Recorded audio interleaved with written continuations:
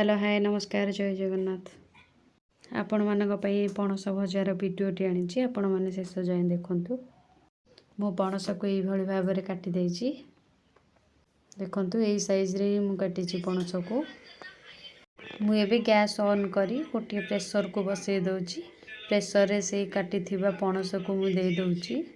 मु एठी सब पणस को दे दउछि। आपण माने एठी 2 रु 3 टा सीटी देबे। मुझे सिझापी अल्प पानी दे दूची, अल्प लुण भी दे दूची, हलदी गुंड भी दे दूची। मुझे बाटी थिबा जार रे गोटे टमाटो को दे दूची। एटी बड़ पियाज गोटे काटिक दे देची। 8-10 गला रसुण भी दे देची। मुझे अल्प जीरा को भी दे दूची पेस्ट करके आनिबा पई। कड़ाई बसई इठी तेल पकई दूची। एटी सुखिला लंका को दे दूची। मुझे सोरिष आ जीरा फुटेबा को दे दूची। जीरा सोरिष फुटीगला पर सी सीझी पणस को मुझे दे दूची। पणस को आपण मैंने एमती भल भाव में घांटे। आम बाटिक रखि से मसला को आम ये देदबा।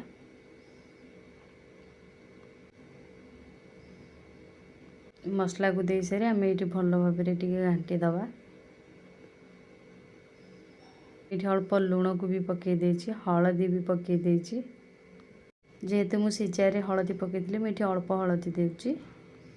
एठी अल्प लंका गुंड भी देउची। भल भाव में मुझे घांटी दउची।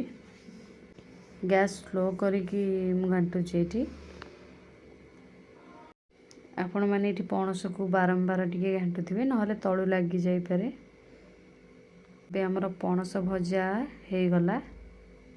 आपण मानकु मोर ए पणस भजार वीडियोटी भल लागिले लाइक शेयर कमेंट सब्सक्राइब करंतु।